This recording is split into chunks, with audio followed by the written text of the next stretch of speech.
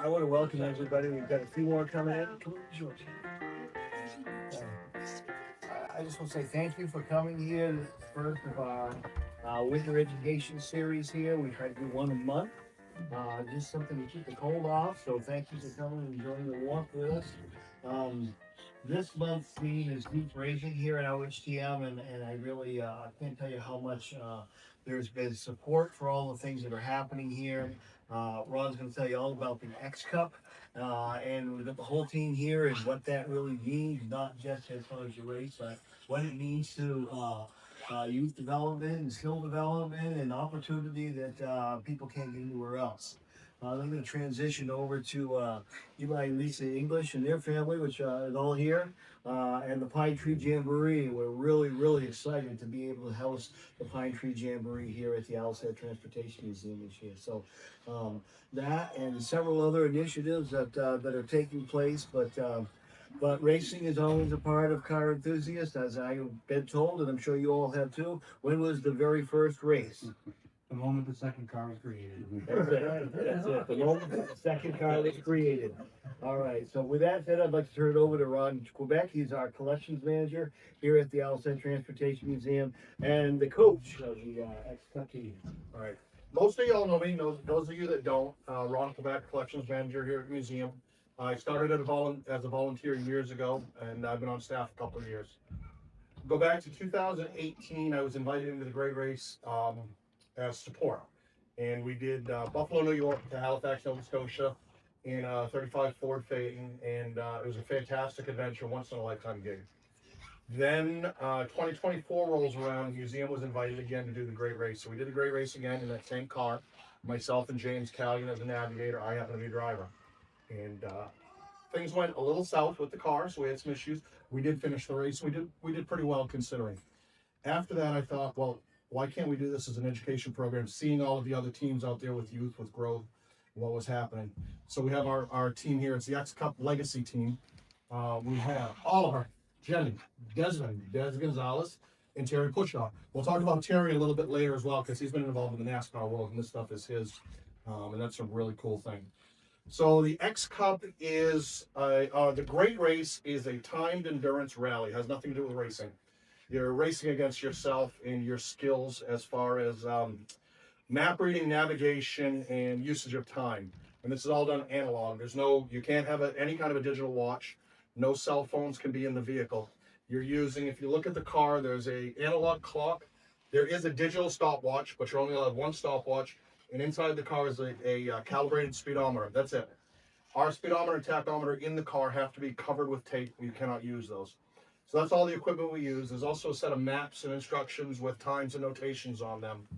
And you're driving from Buffalo, New York to Halifax, Nova Scotia with no other maps. And you have to follow these exact routes.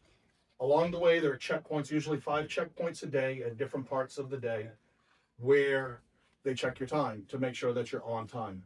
So on time is exactly 0. You made it at exactly the time they told you you were going to be there. If you're a second late, a second early, that point counts against you. Terry, can you move that so they can see the aces? Yeah, I was going to say, let's see. We got something. We got something. So if you look right there, those little ovals, each one of those is an ace. That means we made a checkpoint at exactly the 0 time they told us we had to be there. We weren't late, we weren't early, we were exactly there. Put that into context, drive to Belfast, time yourself driving to Belfast from here. Now try to repeat that exact time. Do it 10 times, you will never repeat that exact time. You can if you have proper instructions as they do. And John Clausen is the gentleman that puts the rally together. And he is absolutely fantastic at what he does. And I think he has a little evil in him because he makes it challenging. This is not an easy thing to do.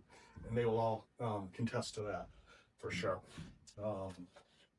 So last year was our first X Cup. We came in 3rd place in our division, which was out of 10 X Cup teams, out of 130 race teams. So we did fantastic, especially being our first rookie year. Bear with me, guys. I have, if I don't have talking points, my mind goes blank. So the cars for this is a vintage program as well. So it's pre-1974. The older the vehicle, you get a handicap. So our old Ford Phaeton had a .86 handicap. So every second was only really 0.86 seconds. Where this car, where it's considered a modern car, even though it's a 66, so it's 60 years old now, gets a 1-to-1 ratio. So we get no handicap in this car. So 1 second is 1 second. So ultimately, the guys that are running cars that are 90, 100 years old, they're getting a fantastic handicap. So they can actually have not as good a time, but still get a better score at the end of the day because they're given a handicap. Keeps a level playing field for everybody involved. So the X-Code division is a youth program, 17 to 24-year-olds only. They have to be mentored by somebody involved in the program that they're in. These are all volunteers here at Owlshead Museum. They also have careers outside of here in similar trades to what we're training in. Jenny is the outlier, but she is definitely in a fabrication world. She's also learning to be a pilot, and she's one of our aviation volunteers. And Desmond works at English Auto in Searsport. Oliver works for Squire Motors Racing, and Terry works currently at CarQuest, but he was Roush Racing NASCAR. So we have a diverse group of people here. And myself, I'm here. I come from the motorcycle industry. I managed a motorcycle dealership for 25 plus years. This is a program that I believe strongly in as far as teaching trades, using a car to teach trades, teach troubleshooting, decision making under pressure. Everything you're doing is very time sensitive. So if something happens, you need to be able to react quickly and properly to keep yourself moving. The trophy run, which is an initial run during a race last year, we threw a belt on the car. It was our fault. We had made a mistake when we installed a new belt. Threw a belt. That caused the car to run a little hot. Something was wrong. They figured it out. They got it fixed. They continued the day. They wound up getting an ace that day because they were able to figure out the problem, get back on track, lost a couple minutes, was able to make up most of it, and move forward. So that was fantastic. I was worried. They were the last car to come in, but they shouldn't have been. But that's a whole different thing with the scoring. But they had, they had lost a few minutes. They were able to fix the car and get back into a course where they were back on. They call it your minute. You leave, so you start in the morning. Car number 1 leaves at 8:01 in the morning. Car number 2, 8:02. Car number 3, 8:03. So you leave at 1 minute intervals. So you can kind of, if you lose your place in the world, you can run up on the car in front of you and then back off 1 minute and kind of set yourself back to where you need to be. So there are ways around this. We're not going to get into the minutia of how to do the race. There is a lot to do. I would like to invite anybody that's in this room to come to one of our training sessions later on this spring when we're actually sitting down with maps and stuff, so you can see exactly what we're talking about, how they do it, a more in-depth explanation. So you are all welcome. Just reach out to me and I'd love to have you come. So we're doing this as part of our STEM education program to help grow the trades again. And yes, I use a lot of Lisa, I'm sorry. So it's preserving historic vehicles. We're also showing off what these historic vehicles can do. I was telling a story earlier that the National Corvair Museum reached out to us because we're running a Corvair. And if anybody knows Corvairs, they are unsafe at any speed, according to Ralph Nader. Mm-hmm. That is an incorrect statement. These are very good cars. They drive very well. It's a different car than anything that was produced in this time frame. So we've proven this car is a very good car. There's a lot going on there.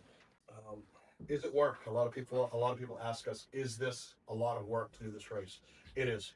There's a lot of practice, a lot of mathematics before you get racing, a lot of building charts, which is setting up how fast you can stop and accelerate consistently. Again, it comes down to consistency. So you go from 50 miles an hour to 0, and then 0 to 50. How long does it take for each transition to happen? And if you look over there, we have charts that are built up that they can tell you within 1/10 of a second how fast Des as a driver and Oliver or Jenny can make these transitions. So again, we're 1/10 of a second, but you take 1/10 of a second over the period of an 8-hour day. that's a lot of time if you're not 100%. Dave and Wendy Gordon are not here today, so we have oh, Wendy, I'm sorry, I've never met you. Excuse me. Oh. Hi, very nice to meet you. So this young lady is going to be navigator for a team out of our area here. And her husband, Dave's not here today? No. Okay. I just texted him a few minutes ago and I hadn't heard back, so okay. Anyways, so Jenny has worked with Wendy a little bit on some navigation, but we are going to help train them, and by doing that, we're going to sharpen our skills as well, because how better to sharpen your skills than to teach somebody else to do it. So they're going to drive with us a little bit. We might drive with them a little bit. We're going to share some tips and tricks that we learned over the last year. You know, this we have come to a point with this where I am now just the manager of the team. These guys are moving it faster forward than I can. What car are you using? We have a 72 Hyundai 2008. Have you guys been practicing at all, doing anything yet? The car has the motor and everything out of it right now is being painted, so we have a ways to go. Don't worry. So, little anecdotal story for all you guys. So, one of the Zooms that I did last year with other mentors of RPM Foundation. Last year was RPM Foundation. This year it's X Cup Legacy. But we did a Zoom meeting with the group, and there was one team that didn't even have a car yet at the start of the year. They had nothing. There was another team that's similar to yours. Motor was tore part of it. Rear end was tore out of it. They all made the race. They all finished the race. It wound up being fun. But very important to get that done. Get Dave rolling. So there. Yes, sir.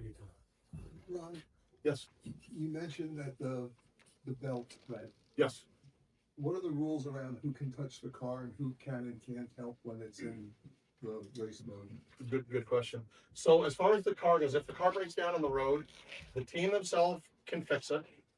They have to fix it. If a mentor pulls up, well, one, the mentors cannot be on the same course as the team unless otherwise stated. So when they're out on their race, we are going a different route completely. If you're in a section that allows you to be on the course at the same time, we stop to help that car and they get a DNF for the day, period. You do it twice, you're out of the race. So it's on them to fix it. Now, another team, if they want to give up time, can stop to help fix it. Also, they have sweep vehicles that run through. If you get picked up by a sweep vehicle, 90% of the time your day is done. They're the last vehicles to come through. You're pretty much done, load it on the trailer, take it back to fix it. But the sweep vehicles will allow you to continue to work on your vehicle for 10 minutes, and they'll offer assistance, but they can't do the repairs for you. But they can say, hey, you might want to look at that over there and, fix that. So basically it comes down to road repairs are their problem. So if Once they get back, they become the team's problem.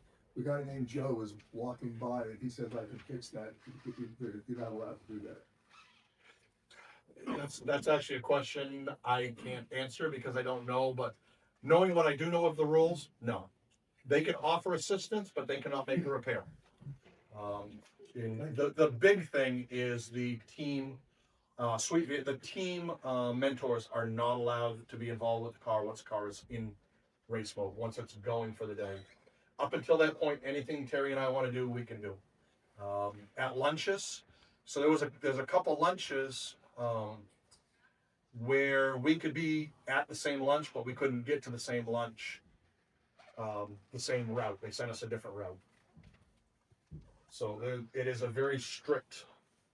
And we weren't allowed to talk to them. And we weren't allowed to talk to them at all. That was you can't even, hey guys, how you doing? It's like, nope, don't say anything. A few years ago, our car lunch stop was at Wayne Carini's garage. Yep. And he's under the hood doing some rewiring, and he actually did it backwards. Yeah. Thanks, Mike. So that brings another point. During this race, you're going to meet some people along the way that will help you as much as they can and as much as allowed. We met Lisa and Eli. They helped fix our car in 2024 and get us back on the road. And the boys, we did rear end twice. We had out of that car and a transmission in that car in about 5 hours. John actually dropped us off. He continued on. We tore that Fayette apart. and we finished the race under our own power. So that was pretty cool. So you'll meet people that will do whatever it takes to help you along the way, The slogan is, "To finish is to win." and that is a true statement. Yeah. So the team is very knowledgeable about car operation, about anything you guys want to know about the racing part of it itself. Somebody come up with some questions. Let's try to stump these. I know you got questions. I've talked to you before.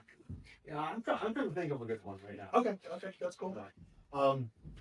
So Can you tell us about a time delay? yeah, what is time delay? How do you do with traffic? Well, example of a time delay is if there's perhaps like a road closure or like unforeseen event, or in our case, the more frequent time was just like, let's say a narrow, windy road with a big like logging truck or something, that's going slower than we need to go, then we can file a time delay, which is done online and needs approval. So it's a little bit of a risk sometimes because you don't know if they're gonna approve it. But you can do it in 10-second increments. So let's say that you're just like, you can't pass a car on this road, then you can be precise, adjust your speed to, let's say, take a 20-second time delay, and then write that in at the end of the day. And that's just, to let you be safe on the road. And they approve it or not. Yeah, and every time in our case, they approved it. But yeah, you can't just say like a time delay if something's inconvenient or if you get caught at a light at the wrong time and don't adjust. A mechanical breakdown does not consider time delay. So when we lost our fan, like, no, we couldn't take that as a time delay. So I got one. So it's like I watch a lot of FIAWRC, or as much as I can. So it'd be similar in structure to that, where it's like your point A to point B, stop for the day, then you work on the cars that need it, if it's a scheduled break, and then you continue on the next day from a certain point to a certain point. And if so, is this going to be on public roads or is it closed? It's public. It's public. It is public road. That's why we have like time delays and stuff like that. A couple of times when we did have to use a time delay, an example when everyone kind of half the race had to use one. Half the race encountered a train crossing, and not much way to get around that, so they did a time delay for that. One time we encountered, just like Jenny said, a logging truck, couldn't get around it. And then someone who just would not leave the stop sign. That's another time we had to use the delay. So yes, this is on public roads with other people. And you may think, well, you know, you're going this speed and everyone else is going the speed limit. We're actually usually set to go 5 under the speed limit, so we're not constantly running into people. We're more of an inconvenience to the other people on the road, but they're fine. That is on public road, yes.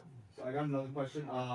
So it's like when they set up the time, as far as like that, they kind of like the speed limit. So they count like 55 in this stretch and then drops to 35, then 45, and then 0.5. They count that in the entire day, time allotted, right? Yep, that's actually kind of the most common. I would say I'll let the navigation more than that, but kind of the most common sign that they use is like at 45, you drop to 40, stuff like that. You will generally never, well, you will not be breaking the speed limit. Everything you're doing is speed limit or less. Even on the highway when you do calibration run in the morning, you are holding at a steady 50 miles an hour for X amount of miles to calibrate your speedometer to their time. So you'll always be below the speed limit. That gives you that couple miles an hour. If you have to make up a couple seconds over a stretch, you can actually increase your speed with as a mathematical equation for how much time to make up, how much speed, how much faster you need to go for how long. So you can use that couple miles per hour to increase that speed to where you need to be. Yes, ma'am. I'm interested in hearing how the communication went between the driver and the timekeeper. I can only imagine that, both jobs are equally as important, but I'd love to hear how that started for you, what you learned from that, and kind of what it looked like when you were finally done. Did you have it dialed in? Go ahead, Oliver. I'm actually on the line. Yep. Yeah, so it was something we worked on as we went. You know, during practice, we had a few tendencies to talk too much. what we refer to is what our aircraft conservator Dave calls a sterile cockpit. So you only talk when you need to. You know, when pilots land a plane, they communicate on how, you know, because they have to land the plane correctly and not incorrectly. So they only talk about what they need to land the plane comfortably without any trouble. And that's the same with during the Great Race. We only talk to each other when it's necessary. So that's something we've worked on a lot through practice, and even during the race.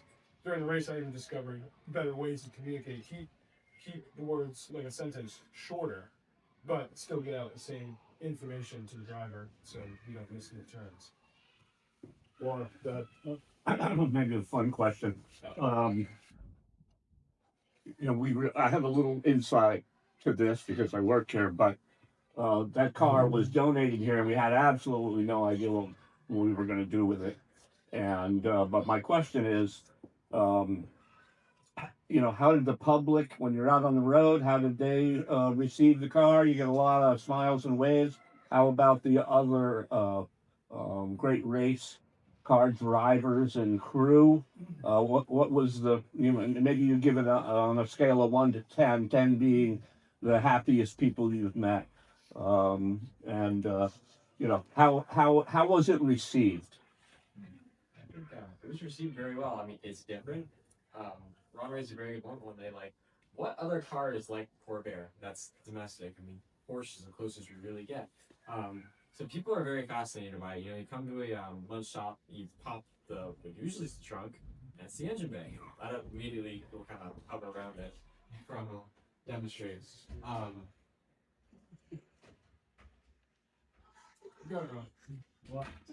That's where our engine was. That's fairly abnormal for a domestic vehicle. So all the time we would hear like, oh, my dad had one of those in '65. Like, oh, my uncle had one. Oh, my brother had one and he got airborne in it going over some train tracks. But it was very, very well received because I mean, it's different. And it's beautiful. It's the best car ever. Second best car ever. But yeah, it was very well received. And everyone, I would say everyone was very nice. I mean, we met some really fabulous, interesting people. Top up or down most of the time? Top up. Unfortunately, during the race, there was some talk about communication. We really need to hear each other. Say top up, quarter windows open maybe. But then, like when we're just in transit or done for the day, if weather permits and if time permits, then top down. the Great Race announcers actually harassed us a little bit for having the top up when he came across the finish line. So the top went down. So I want to add to what Des said. We had Corvairs. Some of you are familiar with Corvair, some of you aren't. This is a very unique car. They made it from 1960 through 1969. Then it ended in GM moved on to other projects. But we had the National Corvair Club following us. We had multiple Corvair enthusiasts following us, and actually following us to different stops that we were going at across the country. So because it was rare and unique to see actually running like this, it was really neat to see people across the country coming out specifically to see us and meet the team. Out of that, we have been given some very nice parts donations towards the car to help with this year's race, which is absolutely fantastic. So the car was received incredible. The team was received incredible. They represented very well. I actually should have brought my Hot Wheels up. But anyways, so I have the Hot Wheels now of our car. Our whole team has a Hot Wheels of our car due to Desmond, so that's fantastic. Any other questions? So is this like a actual map? Are you using an actual map or are you using like rally style notes? Rally style notes, hieroglyphics, and Jen is going to grab those and show them to you real quick. Wait, let's go at our instructions. Oh, that's what our instructions for the day look like. So it's boxes. There'll be like the location of the direction and then space for all kinds of notes that are put together. Okay, and I'm assuming like in WRC rally, you know, you can't go on the route beforehand and study it. You're given maybe like one pass through perhaps for note taking and then you're just on. We're not even giving that. Do you guys want to tell about how we get our instructions and what we do? Yeah, so even if we wanted to try and get an idea of what the course would be like for the day, there's no way we can. The Great Race holds on to the instructions until 30 minutes before we leave. So there's no way for us to be able to tell where we're going. We just follow what the instructions show that Jenny showed. And for picture-wise, from your last question was, the only kind of, since there's no actual map, the only pictures you have on there are road signs, which will tell you when to change your speed, or when you have a turn coming up, and that's all they give you. So you might get like a line drawing of a bridge, and it'll show another road going under that bridge, and you'll have an arrow. So the arrowhead will show it going under the bridge, and that's how detailed it is too. It'll show you going under a bridge and then taking a left turn. And we've been tricked on that before. We thought we were supposed to go over the bridge, or beyond a bridge, I guess is what, I think that's what happened to us. And we ended up missing our turn. We just kept going, and you'll find out at some point, because then the instructions don't line up. You go, okay, it's supposed to take a right turn, but there's no road here. But, and then at that stage you go, okay, something's wrong, and then you turn around and get yourself back on course. So the bridge that Oliver's talking about, Terry and I missed as well. We just read the same instruction. We read it exactly they did. We thought we were looking to go over a bridge versus under a bridge. So we were looking for a bridge to cross. There was no bridge to cross. It was a bridge to go under. So, and that was not my first time actually on that route. I had been on that route before. I had made that turn before successfully the year prior with James in the other car. So the mistakes happen even if you're trained to not make the mistakes. Just your mind sometimes gets ahead of you or doubts what you're doing. Like anything in life, if you doubt yourself, it's where. So, did Warren have one? No. Yep. Okay. About how many hours a day were you traveling? Or I think it was about 6 or 7 hours of pure driving a day, generally. And then there was usually like a half-hour to hour lunch stop and some gas breaks in between. So like 8-hour days approximately. And then a mandatory time in the evening at your city stop that they usually put it in on for you, but you leave your car on display for a couple hours for the public. Yes. We would start in the morning. I think we were getting together at breakfast at 6:30, 7 o'clock. And then we weren't calling it a day until 9 or 10 at night. It's not because we were, goofing off or anything. We would work the entire day, and then maybe we'd get together as a team for a half hour, 45 minutes before everybody crashed. So it is it is an amazing adventure 4 or 5 days after you've got home and started to breathe again. During the adventure, it's happening. It's like you've got to be on point. It's happening. It's absolutely incredible, everything that's happening, but you have to process it, and it takes a minute to process sometimes. Well, and I think I missed how many days it is. It is 9 days of active competition. There is one day, the first day there, which they call the trophy run, which is a run that's the only day you get your instructions the day before for it. They give you your instructions, so you can sit in your room and you can just kind of figure out what you're doing. And then you do a run that's a local run to that area. You start at whatever starting point they have. Last year they had us start at the Minneapolis Fairgrounds during the 50s Cruise-In weekend.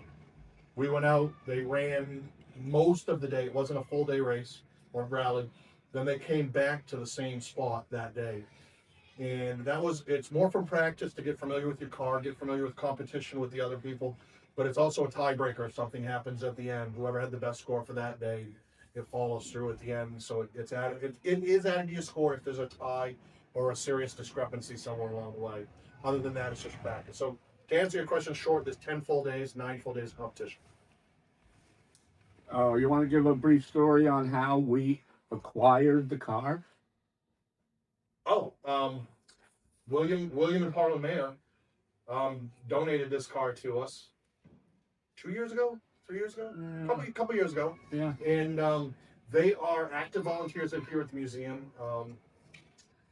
Bill has made us multiple rolling battery carts, boost carts that we have, and this was something that he thought would be good for the museum to use in one way or another, whether we had sold it through the auction for cash funds or whatever happens. John, myself, and a few others decided that if we were going to do the Great Race with the Next Cup team, this was going to be the car to do it.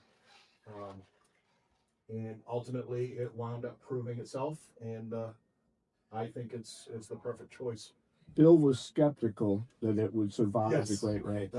That's right. So yeah, Bill's like that car was built to be pretty, not to drive like that. And Terry and the crew, as well as a few of our other volunteers, put this car up on the lift, went through it 2 or 3 times. We did oil changes, we checked everything out, we drove that car. We put 1,500 miles on that car locally, practicing, learning the car. And all of us agreed that this is it's a 60-year-old car. Anything can happen.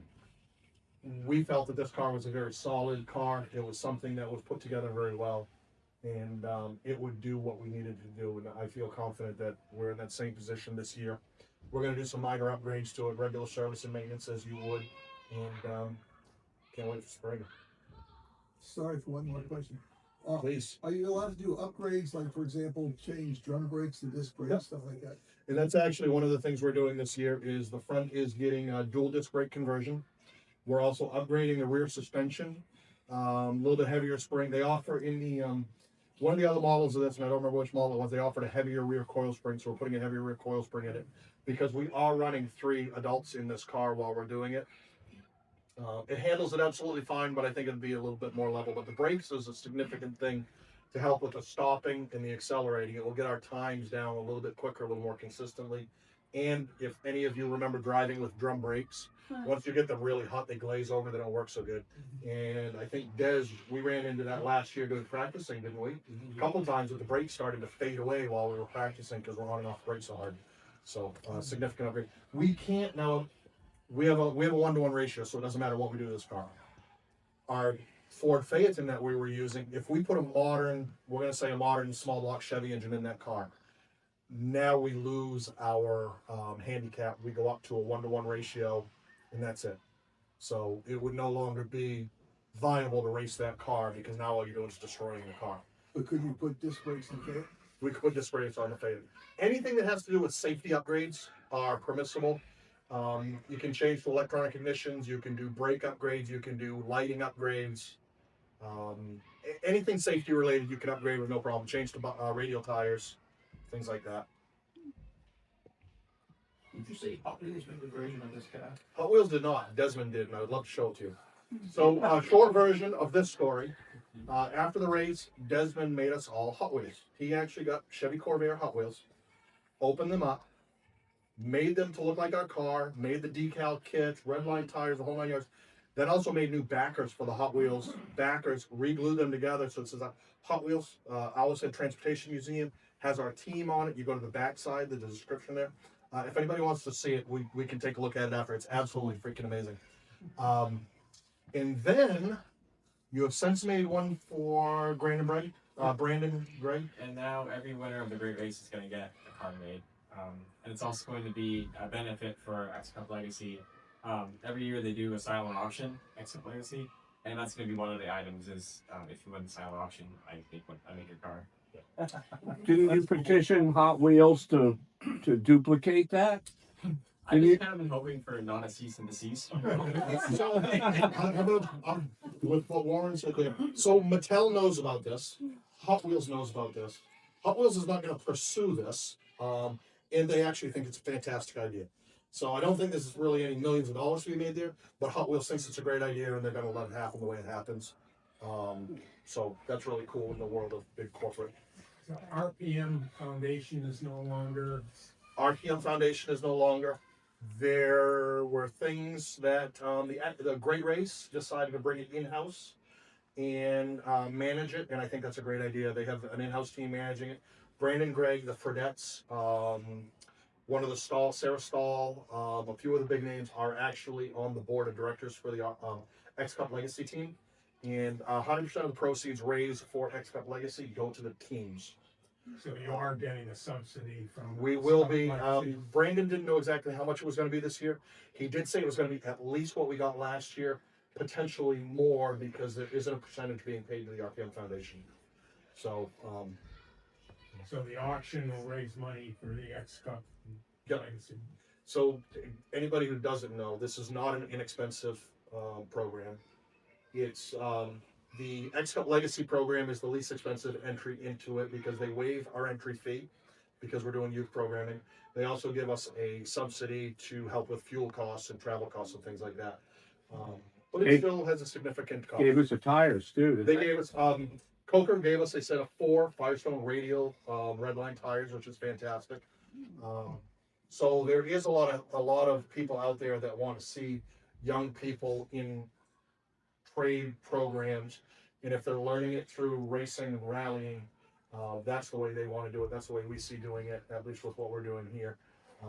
Because everything we're teaching here can relate into good business management on the other end, for trades and learning, and whether you're going to be a plumber or welder, it doesn't matter. Learning troubleshooting, working under pressure, communication skills, these are all very important things today. A car entry of your corporate is $10,000 to start. And then you've got all your hotels and food, transportation of the vehicle, so it is expensive. It is expensive, and it's something that I hope to do on myself outside of the museum someday. My wife and I want to do this sometime, but right now we're doing it through the XCAP program. But there is prize money. Yep. First prize $50,000, and then it goes down. We were second this year in our class of 50 cars, and second place got a $5,000 award. Also have got the best rookie team. We got doing it. second place rookie team in 2018. I think that was $5,000. Yeah. I think that was $5,000. So we, as an XCAP program, there is zero money available for us to win.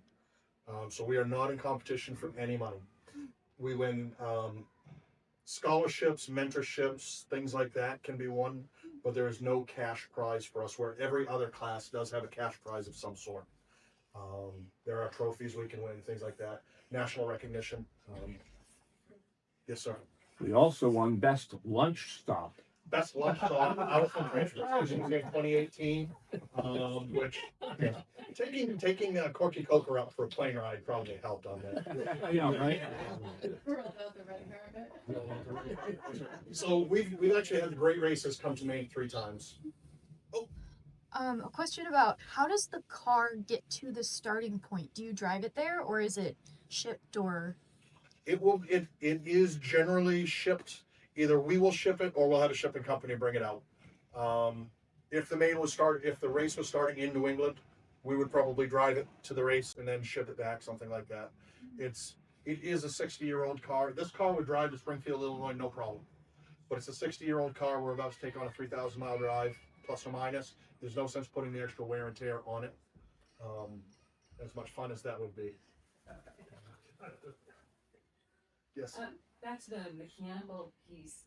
I was curious to know if the team was already familiar with the courtiers and how they worked, or if you incorporated that into the training. And Did you guys know anything about Chevrolet Corvairs before Star? Never worked on one before.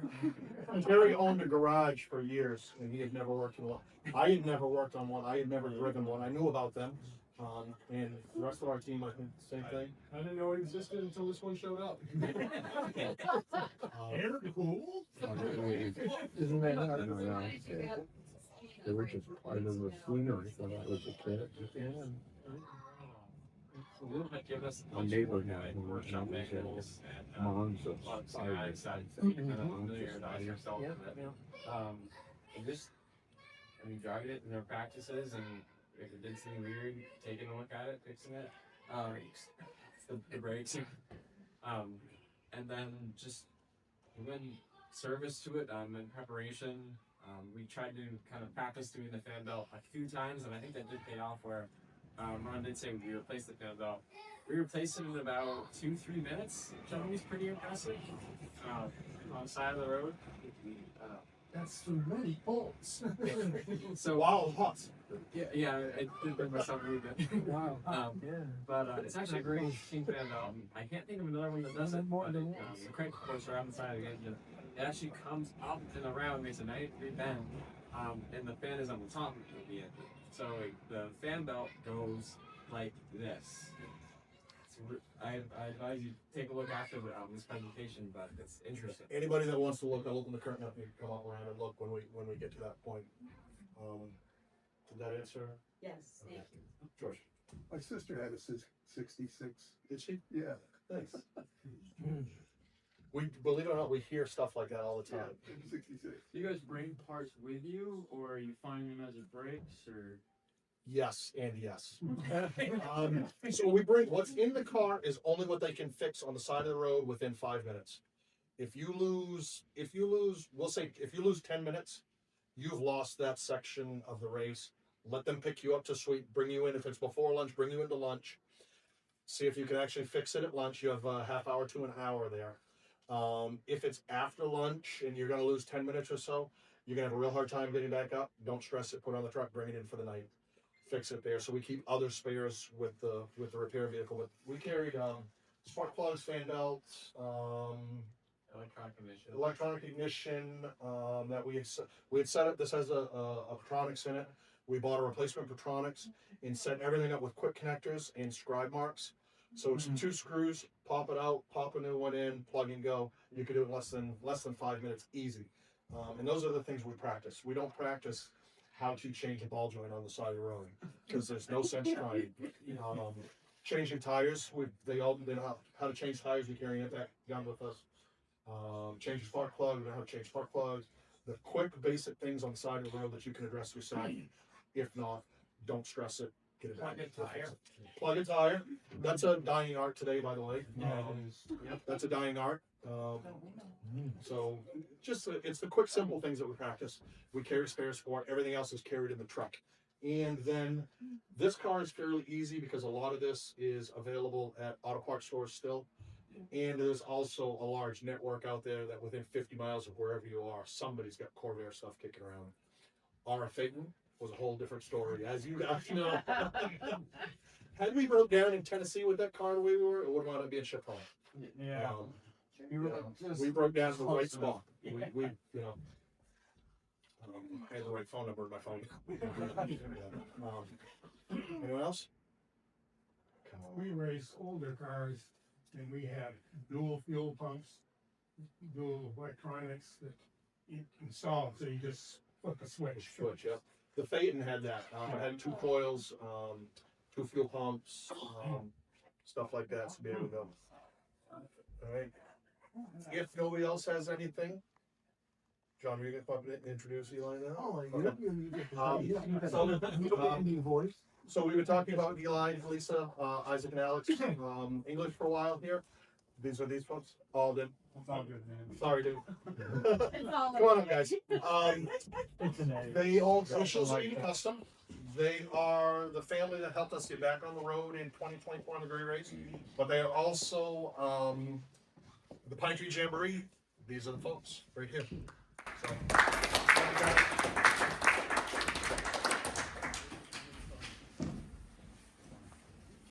one more thing while she's changing that over.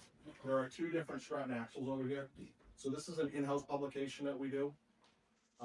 In here is one of them is spring. It's before we left on the Great Race. What our team was doing, how we were prepping. The other one is the recap of the Great Race. So I brought down a bunch of copies. If you guys want a copy of each, please take them. They are here for you. And the whole magazine is a great magazine. So. You don't leave me over here by myself? Yeah. There you go.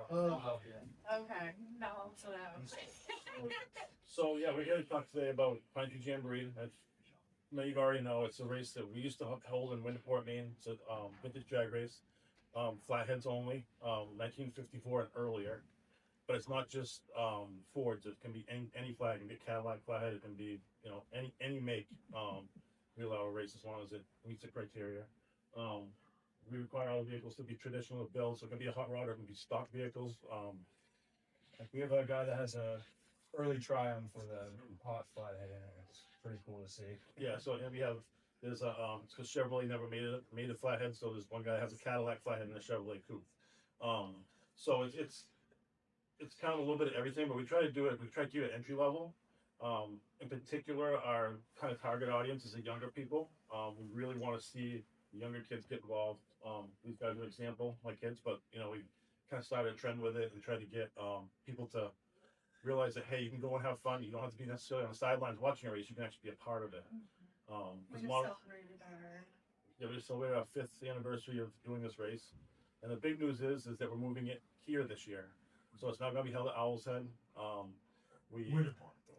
What's that? Not to be held at winter. Not going to be held at Winter It's going to be held here at Owl's Head. Here. We're actually going to race out front, which we're super excited about because we really felt the need to move it to a place where we could grow it and we have more access to actually get kids involved a little bit more.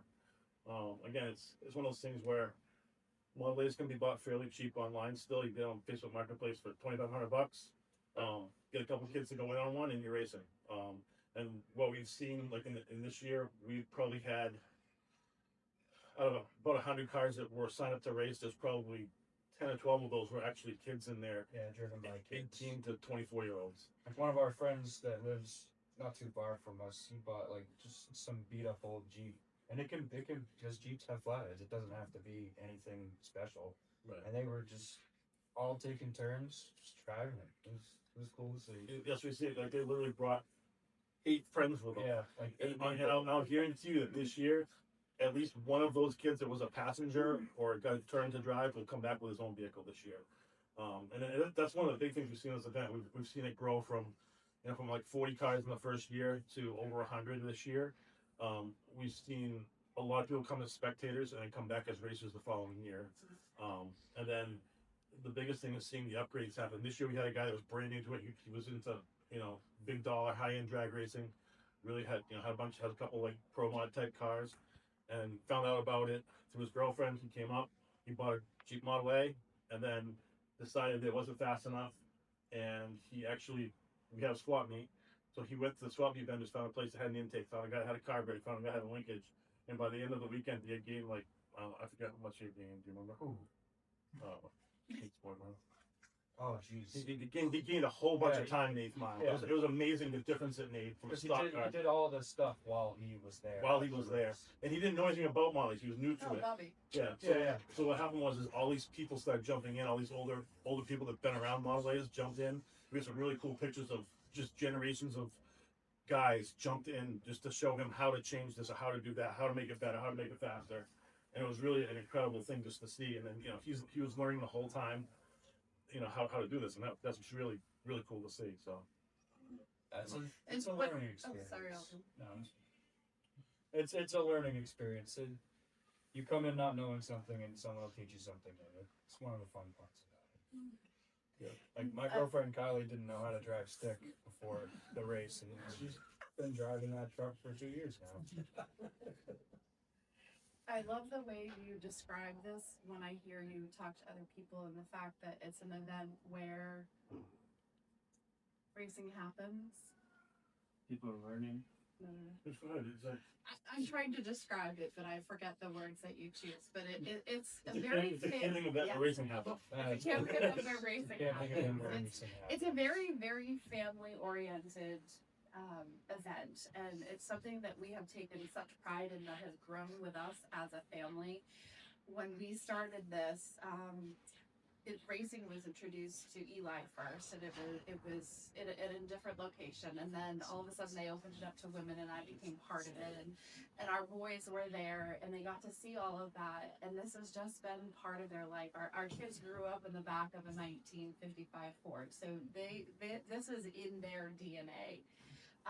So to be able to be part of this race, create something, and now we are fortunate where we get to see other families experience the same thing that we have within ours, has truly, truly been such an experience. I mean, it's been amazing the people that we've met, the stories that we've watched unfold and create at our event. It's just it brings us a lot of pride and joy.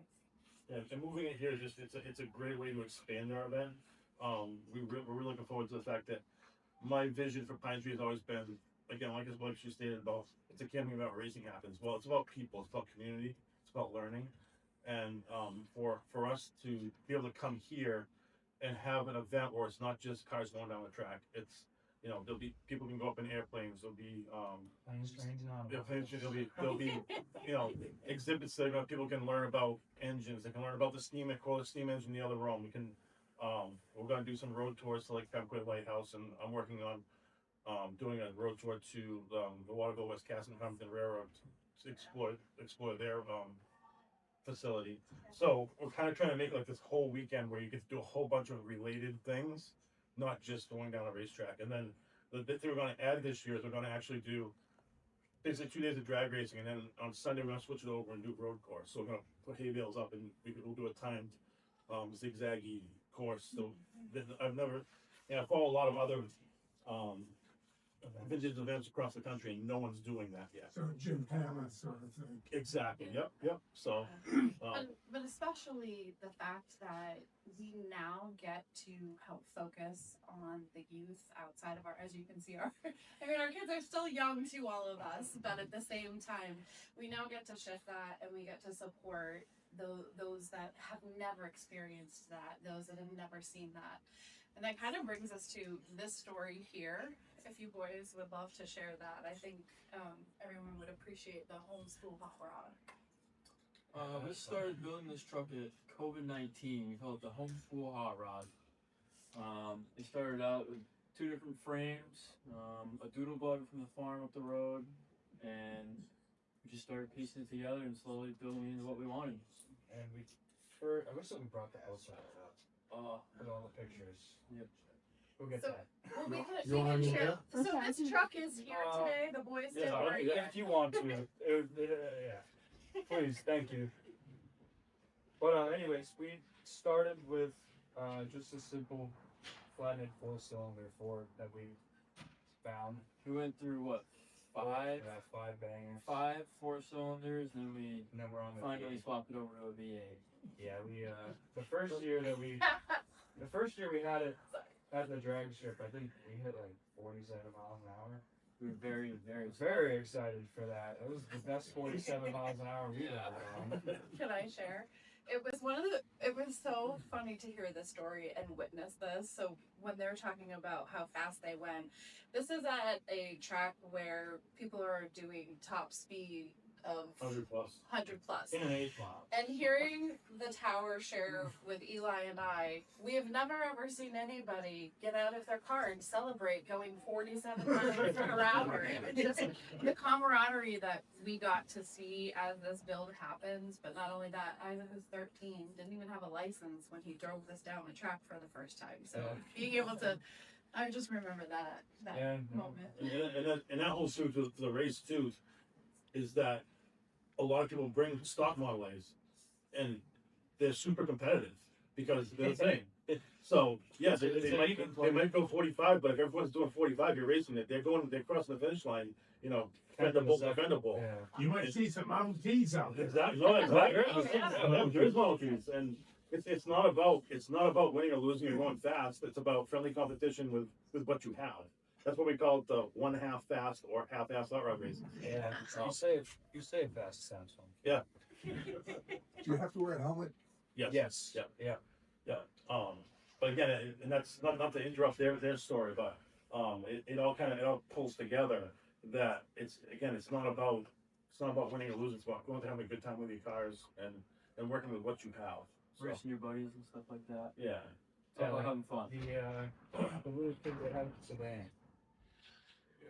I don't know what it means. There's a group of these little kids, like they were not little, but they were probably our age when we 16, started, 13, 14, 15.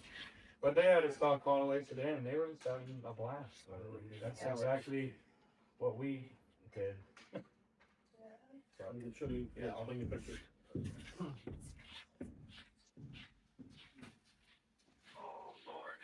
Alright, let's see here. What was the earliest picture of it? Yeah, so this is what we started with right here. It's kind of a small. Oh, picture. show front. The other side. Go. Yeah. What do you see? So this here is what we started with. Just 2 frames and a cowl. Yeah. Yeah, no body. And then right here is Isaac and I swapping the bed from this chassis onto the new chassis. And then we attached the cab part, which was actually a little kid's bed headboard. Which it is a truck part, but someone used it as a headboard. And then from there, we had chopped it down. Chopped it 9.5 inches. So the windshield is not very big. Yeah, and there's let's see. This is with the 4 cylinders, so we made a custom manifold with just like exhaust pipe, and then we had a Hudson Hornet air cleaner that we kind of retrofitted to the carburetor. And then let's see. Is that it or something? Yeah, that was like the first year, second year of the race with the 4 white walls on it. And then right here's the V8 after we pressure washed it and checked it out. And what's the most recent? Two of these two are the most recent. Yeah, so this is at another event that we go to in Thornton, New Hampshire called the Hot Rod Hill Climb. That's another real fun event for anyone looking for a good time. It's your Ford V8, that's the 85 horsepower, is it? This is an 8DA, so it's the higher horsepower, 100, 100. But it is bored over. We took a cylinder head off one time because I think we thought we got water. 60 over. But yeah, 60 over. or 60 over, and it's got a 3/4 seat in it. Their main goal was to beat mom. We did that. We do that every time. And they have 60. Well, the reason they went through so many motors is they were literally just beating on it. Well, they were literally junkyard motors. It was just garbage motors that like literally they blew one of them. So I called my buddy the junkyard. Hey, you have any? He goes, yeah, I'll pull one out with the excavator. So we go up there and it's sitting on a chain. They just dumped it in the back of my truck, and off they went. So. But and the interesting thing too for us to witness was, again, this was during COVID, so a lot of these kids in town have never had exposure. And they were coming over, borrowing tools for other things, or just being a part of this in a way that they could in our community. So some of the kids had never even turned a wrench before, and they were coming over and they were helping them with something. Some of them have driven I before. forget. So we, Right. yeah. Oh yes, yes. The race driver said, drive it that way and Yeah. see how you like. Yeah. So we had a lot of parent phone calls that time, but Yeah, and some of the kids, confirmation. and again, they were 12, 13 years old, so now some of them actually have a career in auto relay. One of them actually works at a car dealership now. So Some of them are welders now too. Yeah. Actually, one went to school for welding after welding parts on this truck. So in a way, the truck really did set the hook for two kids that I know for sure that didn't have any exposure to this before. And again, to pull that whole thing back into Pine Tree, that's what we're trying to do here with the race, is to pull those kids in, get those kids interested. Well, to speak to that also, think about it. You guys brought your truck up there. You two were the only ones driving it. How many people have driven your car now? Kylie, being a prime example. A lot of people. A lot of people. Yeah. Most of my friends are racing more than I am. It's kind of hard with helmets too to even know who's in there. Yeah. Usually you can figure out their driving style. But for Kylie, this was your first year driving, or last year you started?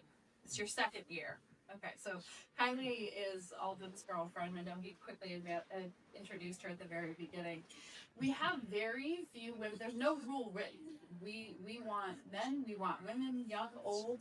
But there's very few women that are out there racing. So we love to celebrate and we love to see that. And it helps grows the interest. I had a friend that I took out for a drive on my birthday. Eli actually surprised me, and she enjoyed the ride in my car. She went and bought her own, and then stripped it down, and 2 days later stripped it down, and now she's racing. And it's so interesting and fun to see how many people are sharing the experience in their cars too.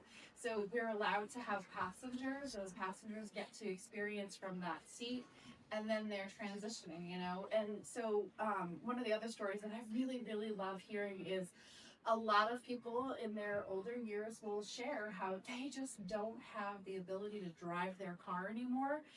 They're immediately in our passenger seat just to give them that experience, just to bring that joy back into their life so that they get to go down the track. And little kids too, it's so much fun with the ones that can barely see over the dashboard.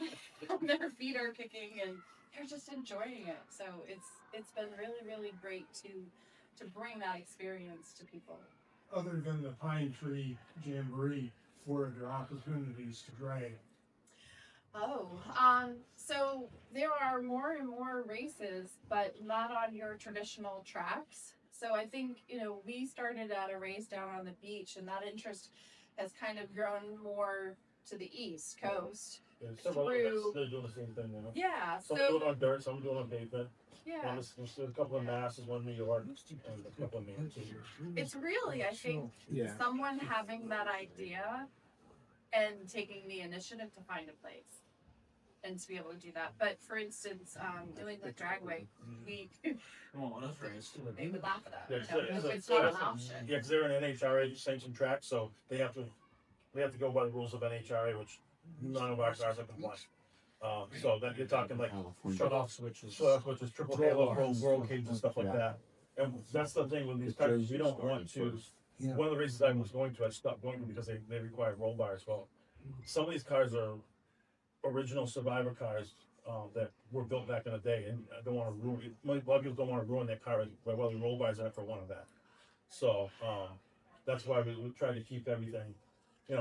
Again, the cars aren't fast. I mean, the fastest car that has a $50,000 in the motor might be going 73 miles an hour. Most of them, on an average, is like 45 to 50 miles an hour. Model Ts, they do the best they can.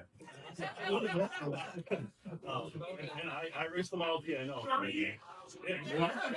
Make it to the finish line. Yep, Well, exactly. you laugh. Exactly, that's a win. We had Matthew, who was in.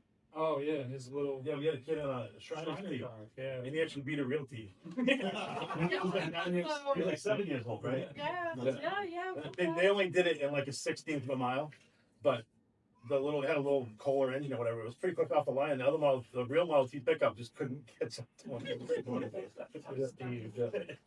So, but it's just a good time, and it's a family friendly event, and that's really what we really try to push the younger generation and family and camaraderie. That's really what it's about.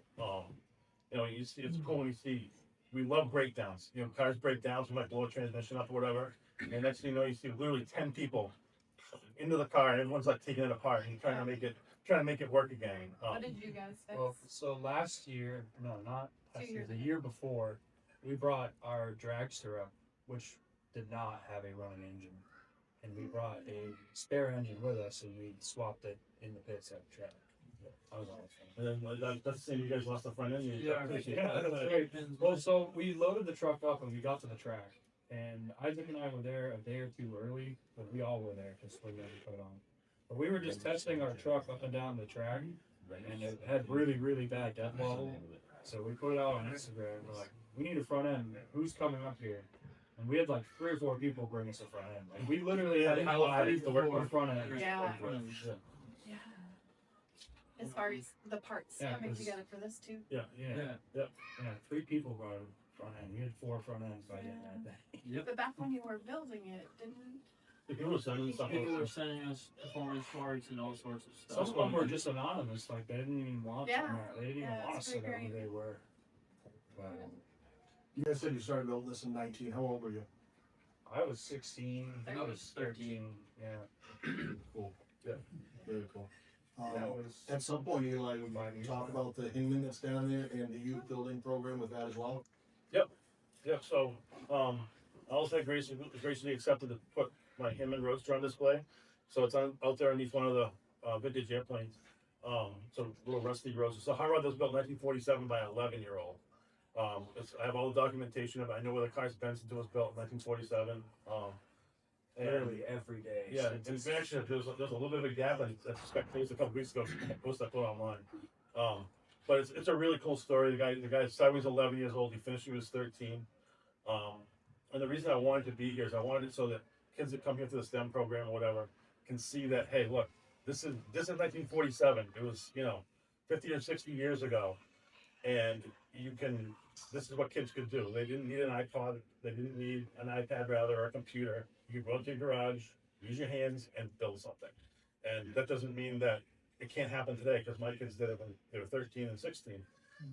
So I brought it because I think it's important for people to see it, to understand that this can be done. You can do this. Anybody can do this.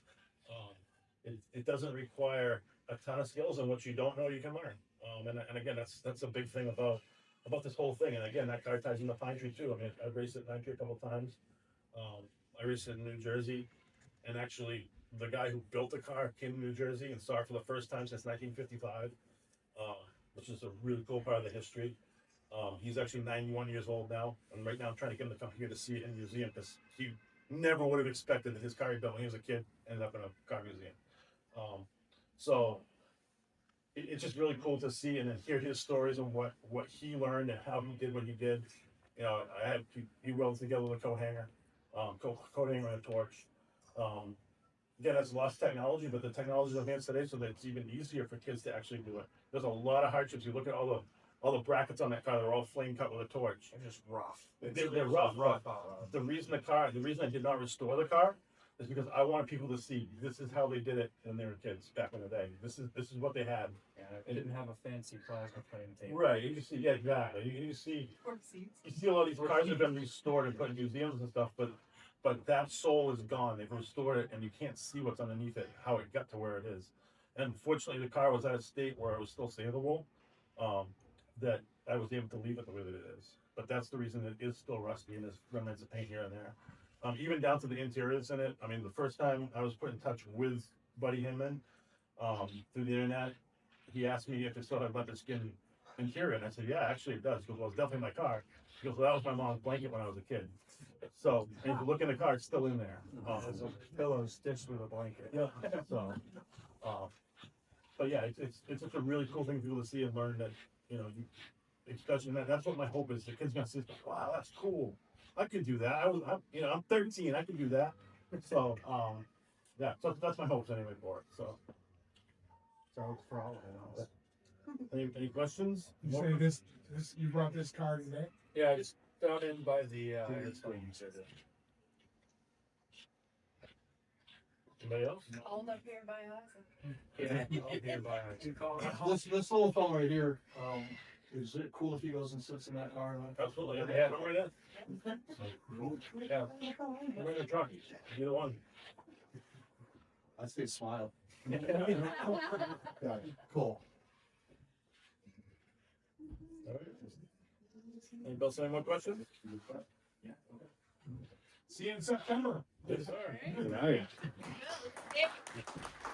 Thank you. One more quick one.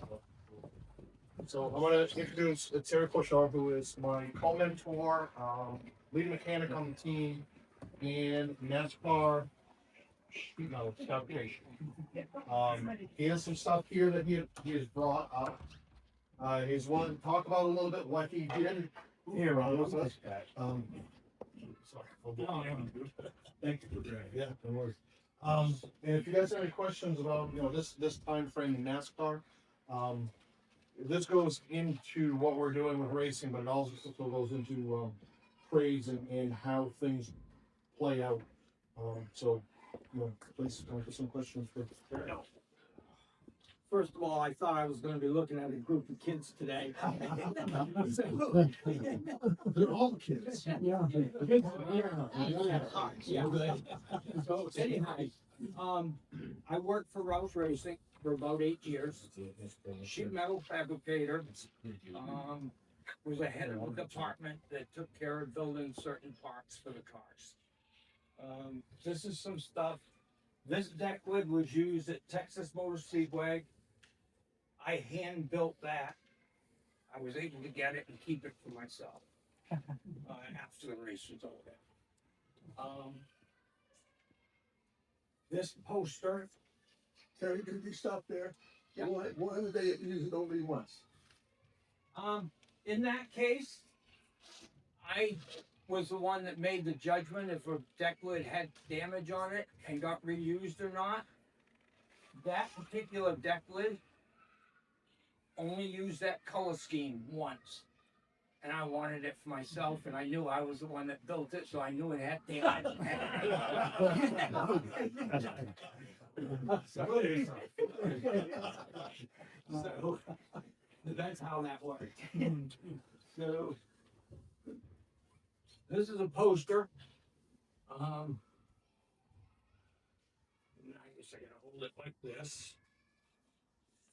But this car happened to win the July race at Daytona. I had spent 3 days building the deck lid on that car. It was not exactly the way it was supposed to be. You can say it. It was well cheated up. So, but anyhow, that's what we did back then. And anyhow, I got given this poster for doing that. So, I also had Greg Biffle, who recently passed away in a plane crash, had won the pole at Darlington, and this is where this came from. I was given this afterwards. So, and the DeWalt piece is kind of, that was used on a lot of different cars, on a lot of the DeWalt cars, so it was nothing special. This particular photo, these are the cars that we were building in 2005. That's all the different race teams that we were building cars for. So this must be Gen 4 era and a little bit in the Arenado. Right before the COT. So, and every one of the cars, and not the trucks, has something on it that I built. What year was that? 2005. So, Now, you're copying these pieces from a stock car? No. No. there's pieces that we made a jig for, and then we built to that jig each time. So the way it worked is there was a group of body hangers, and we built the parts for the body hangers. So I had to keep track to make sure that we always had a supply of the parts for the body hangers to be able to put the pieces together. So Are these fiberglass or metal? this is all sheet metal. And it's during this time, there was either 3 or 4 of us that worked in my department. When we went to the COT car, my department grew to 10 people. And all of a sudden I didn't get to fabricate anymore. So, and I enjoyed the fabricating a lot more. So, Terry, sorry, for those of us that don't know what COT are. it was the next car, the Gen 5, 6 after this. It was supposed to be the next generation that was going to be, it was a safer car.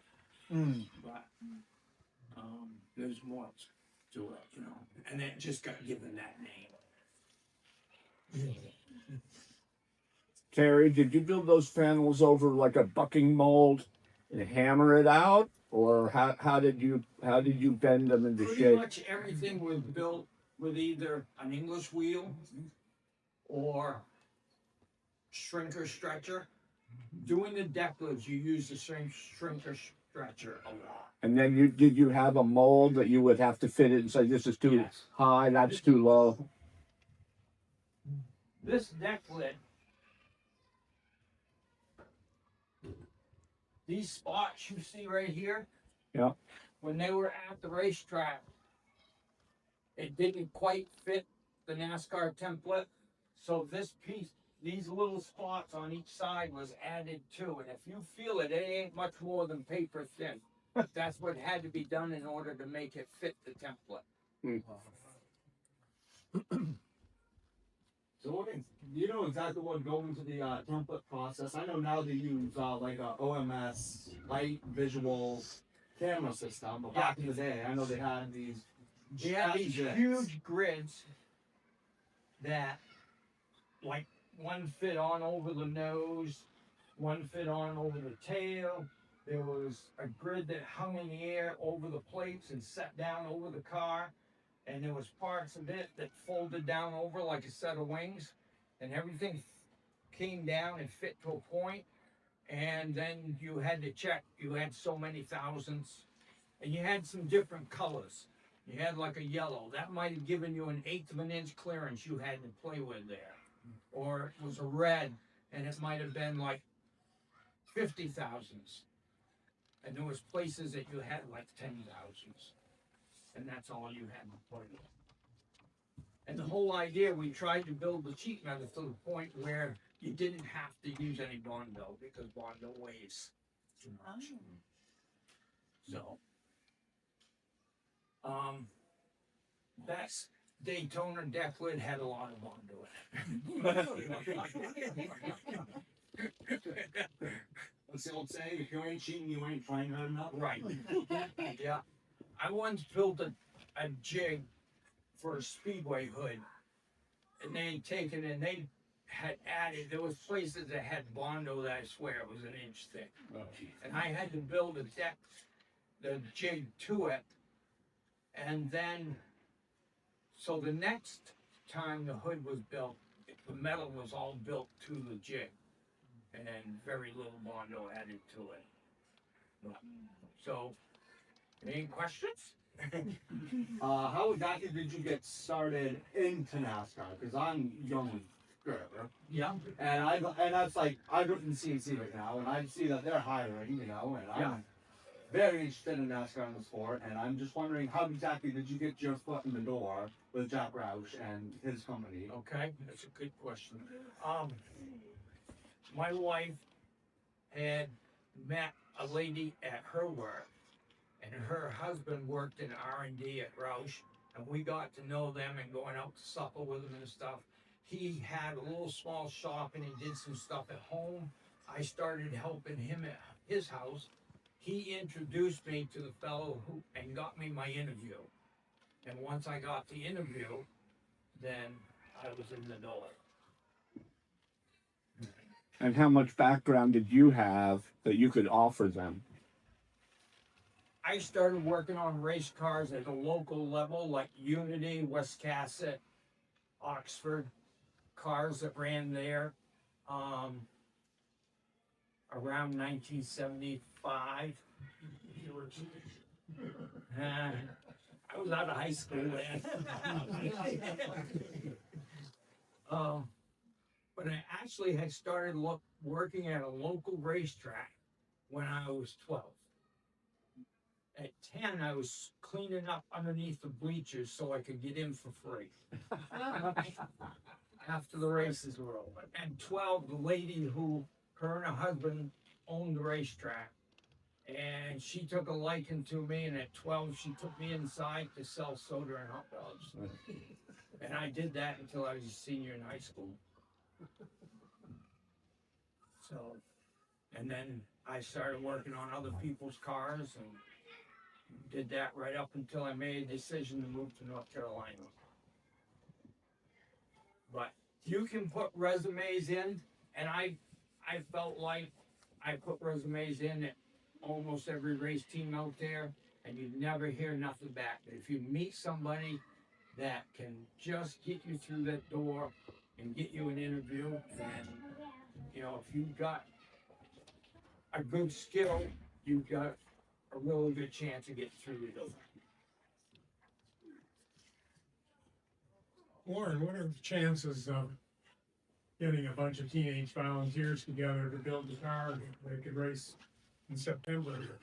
In September? Yeah, September. Slim. But we have Honest answer. we got a couple of Model Ts that would flatheads. So, how long did it take to build my car? 100 days. 100 days? Yeah, I know. Well, it isn't the time to build it. It's more the other projects that are in the works. Things that are ahead of us. Yeah. So if you want a good time, come to this event and ask Lisa for a ride. That's the best 2 laps. Or It's only anybody. 2 laps. Anybody I've will ever give you a done ride. that Winterport with her. And it Yep. was a blast. We didn't have John, an answer to your question is, I have proposed, I've gotten a pretty good feedback from the volunteers that we'll have a 1900 steam car race. They're flathead. Yeah, that would, two running it. yeah, maybe three, maybe three. Fantastic promo for the museum. Put them both side by side. Yeah. I'm good if all of you are. Thank you. Okay, thank you, Carrie.